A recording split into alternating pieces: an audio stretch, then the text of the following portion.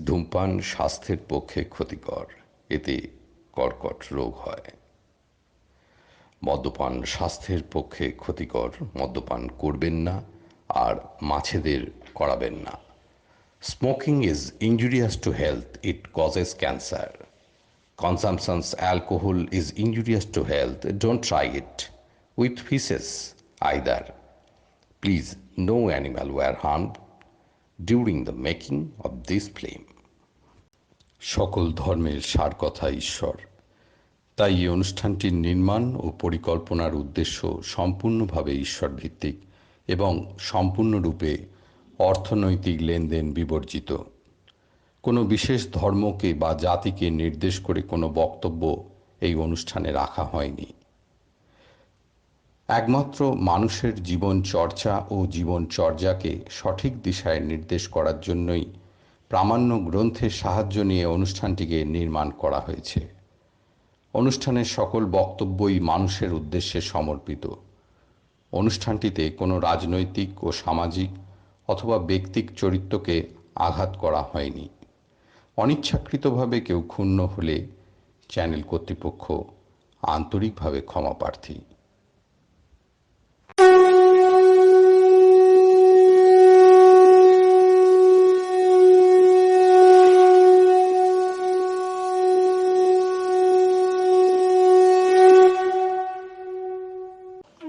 সমগ্র অনুষ্ঠানটির পরিকল্পনা ও পরিচালনায় শ্রী তিলক কুমার বড়াল, নামকরণ ও অন্যান্য সহযোগিতায় শ্রীমতী উর্মিমালা বসাক ও শ্রী দেবাঞ্জন দাস।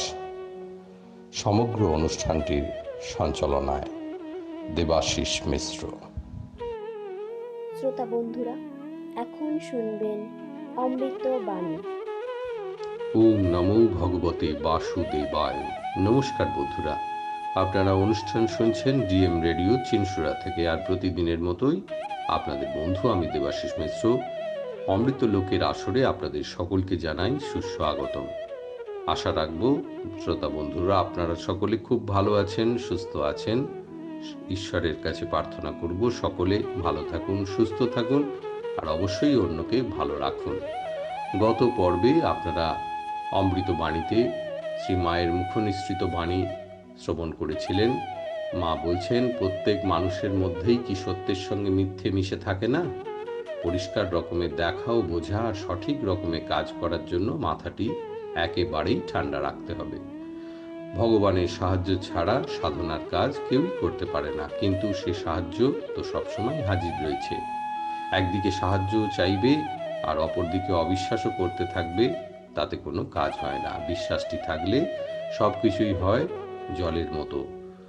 সম্পূর্ণভাবে অচঞ্চল হয়ে নির্ভয়ে যদি থাকতে পারো, তাহলে মারাত্মক রকমের কোনো বিপদ কোনো কিছুই আসতে পারে না। সকল রকমের পরামর্শদাতার মধ্যে ওই ভয় লোকটাই সবচেয়ে খারাপ।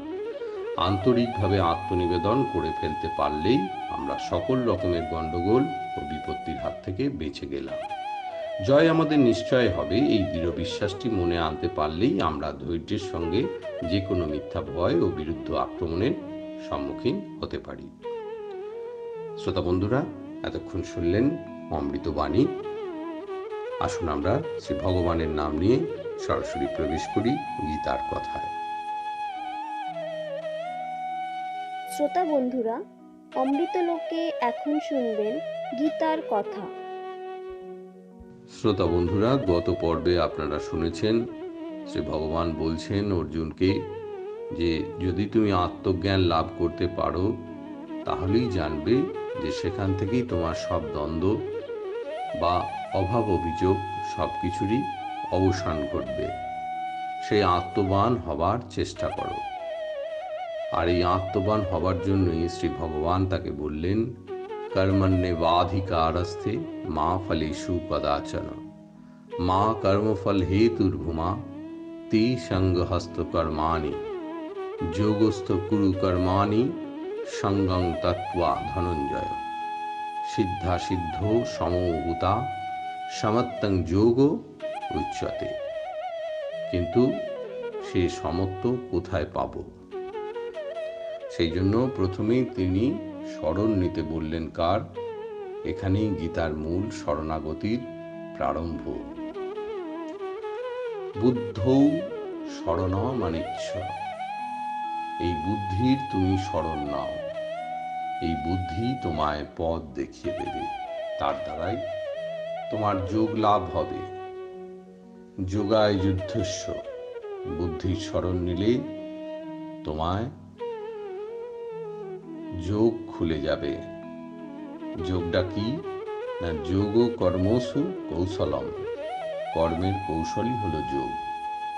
বিষম কর্মের মধ্যে সেই সমত্বের কৌশলটি শিখবে, যে কৌশলটির কথা তোমায় আমি বললাম। মুখের কথা মাত্র শোনা হলো, সেটা লাভ করবে কখন? যখন তুমি বুদ্ধির শরণাগতি লাভ করবে। সে তোমায় এই সমত্ব লাভের বা যোগের কৌশলটি শিখিয়ে দেবে। তারপর দ্বিতীয় পর্যায়ে উপসংহারে দেখলেন, এই বুদ্ধি যখন পরিপক্ক হয়, এই বুদ্ধির সামান্য স্ফুলিঙ্গটিকে, জ্ঞানের এই ক্ষুদ্র কণিকাটিকে আশ্রয় করতে করতে যখন সেটিকে প্রদীপ্ত বৈশানরে পরিণত করতে পারি, যখন সমস্ত বুদ্ধি জুড়ে সেই দীপ্তি ফুটে ওঠে, ভাস্বরং আকাশকল্পং হয়ে ওঠে চিত্ত, প্রজ্ঞার আলোকে সব কিছু উদ্ভাসিত হয়ে ওঠে, তখন কি হয়? সেই আলোতেই সমস্ত বিশ্ব ছেয়ে যায়। তেমন অবস্থা যিনি লাভ করেন তার নাম স্থিতপ্রজ্ঞ। সেই স্থিতপ্রজ্ঞের বর্ণনা শ্রী ভগবান শোনালেন দ্বিতীয় অধ্যায়ের উপসংহারে। এইভাবে সমস্ত কামনা থেকে, দ্বন্দ্ব থেকে মুক্ত হলে দুঃখে কোনো উদ্বেগ জন্মাবে না, সুখে আর কোনো স্পৃহা আসবে না। তখন বুদ্ধির অচঞ্চল দীপ্তি হবে চির অম্লান, ও সমত্বের শিখা চির উজ্জ্বল হয়ে জ্বলতে থাকবে।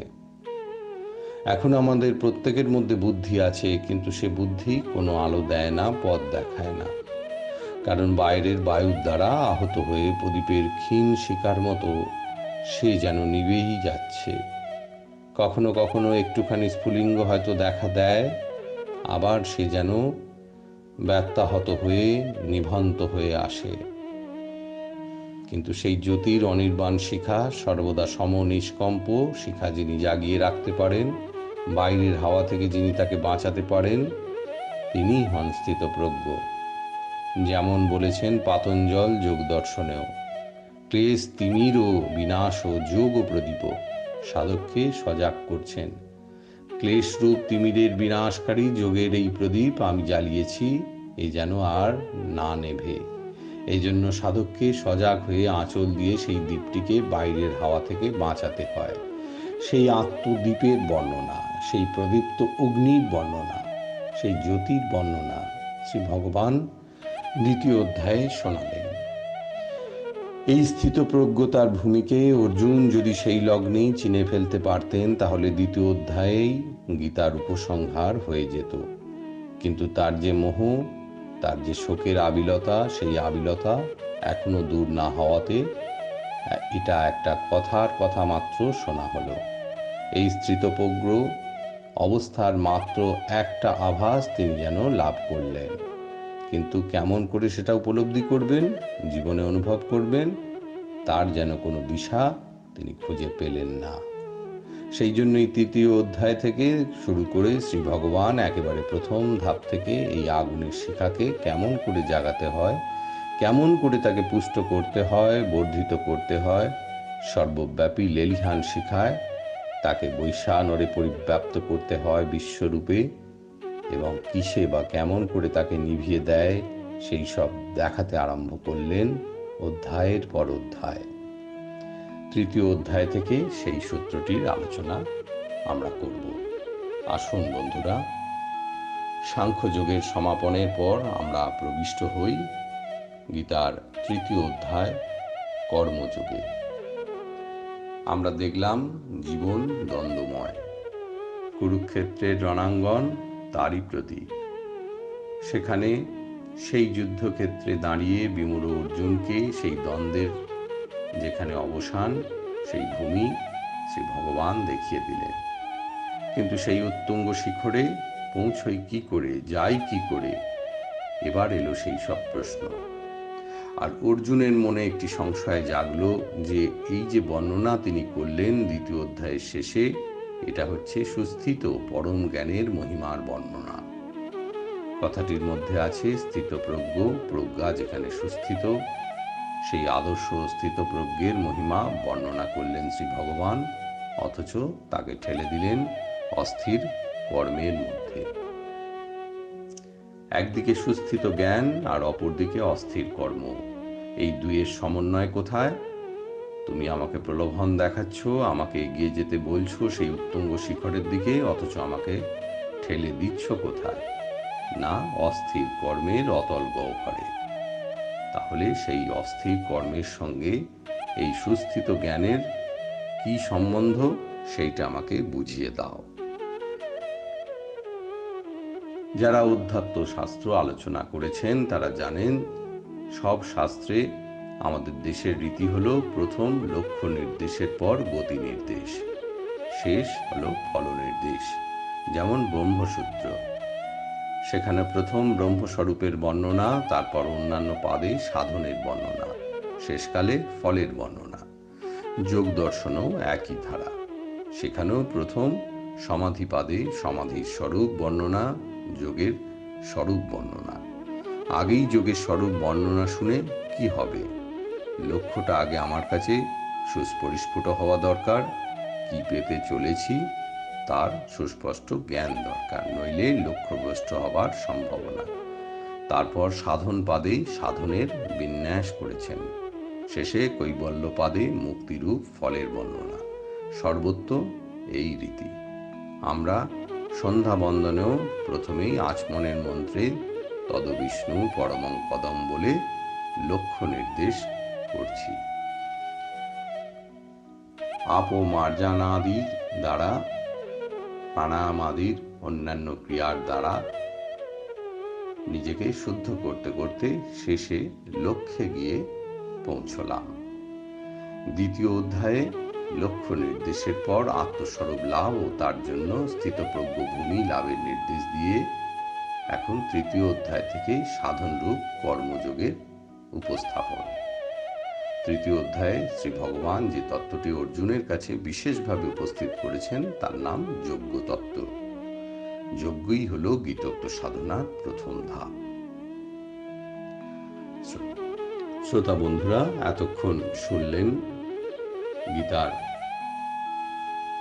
তৃতীয় অধ্যায় কর্মযোগ থেকে কিছু কথা। আজকের গীতার কথা আপাতত এইটুকুই। গীতার এই সামান্য রেশটুকু নিয়ে আপনাদের বন্ধু আমি দেবাশিস মিশ্র আপনাদের থেকে অনুমতি চেয়ে নিলাম। ততক্ষণ আপনারা ভালো থাকবেন, সুস্থ থাকবেন, আর অবশ্যই গীতার কথা শুনতে থাকবেন। ধন্যবাদ। নমস্কার বন্ধুরা।